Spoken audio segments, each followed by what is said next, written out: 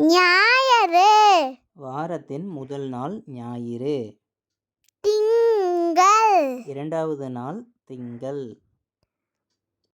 செவ்வாய். வாரத்தின் மூன்றாவது நாள் செவ்வாய்.